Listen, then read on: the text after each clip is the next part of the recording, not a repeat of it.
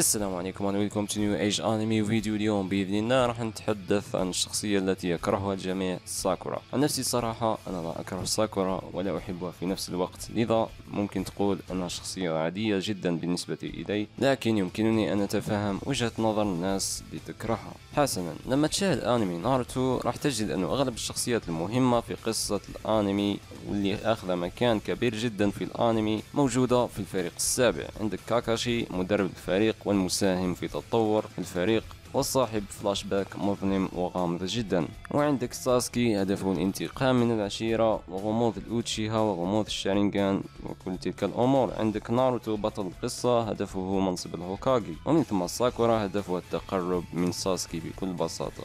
ومن هنا تعرف أنه لو ساسكي مثلا في أحد الأيام قال لها you know what ساكورا I love you، كنا راح ننتهي من هذه المشكلة أصلا وأنا أعمل هذا الفيديو. أصلا المشكلة هو أن ساكورا شخصية رئيسية في الأنمي، والدليل هو أنه تم وضعها في لحظات مهمة للغاية. الأمر كله على كل حال بدأ في تشونين إكزام لما واجهت أضعف شخص في المكان. يعني عندك ساسكي تمكن من نسخ حركات روكلي وفاز أمام ذلك الشخص اللي هو جاسوس أوروتشيمارو. عندك ناروتو تمكن من هزيمة كيبا، أما ساكورا فقد تعادلت أمام أضعف شخص ألا وهو إينو. ومن ثم لما هرب ساسكي من القرية لم تفعل أي شيء، كل ما فعلته هو البكاء وترجي ناروتو أن يعيد ساسكي بعدما كانت تهينه مسبقا في الماضي، عكس الشخصيات الثانوية الأخرى نيجي، شيكامارو، كيبا، غارا، كانكورو، روكلي، بينما ساكورا لم تقم بأي شيء، كل ما فعلته هو البكاء على ساسكي. وهنا ألومها في هذا، فهي نينجا المفروض أنها تترك العواطف جانبا وتواجه الحقيقة أن صديقها ساسكي نينجا هارب من القرية. بعد هذا ننتقل لأنمي ناروتو شيبودن، إذ تم إعطاؤها بعض الأدوار. رغم ذلك أهم ما فعلته كان ضرب كاغويا خلف رأسها، قتل ساسوري بمساعدة من الجدة شين، وإنقاذ الناس بتقنياتها الطبية. يعني تقريبا هذا جل ما فعلته ساكورا في الأنمي ككل. وبالطبع أنت دائما تتوقع من هذه الشخصية شيء كبير جدا، فمثلا لما قامت بتخدير أصدقائها وقالت أنها ذاهبة لتقتل ساسكي، إلا أنها كادت أن تموت بضربة واحدة فقط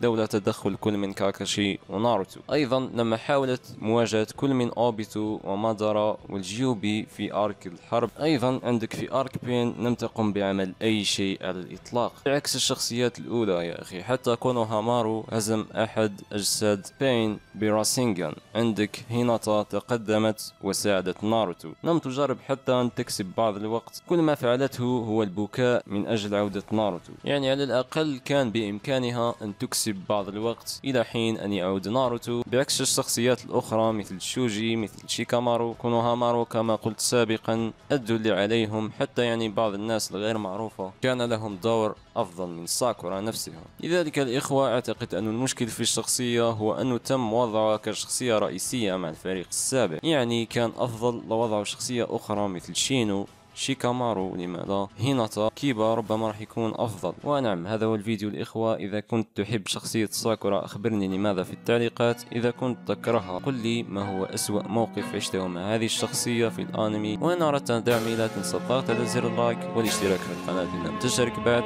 Peace out.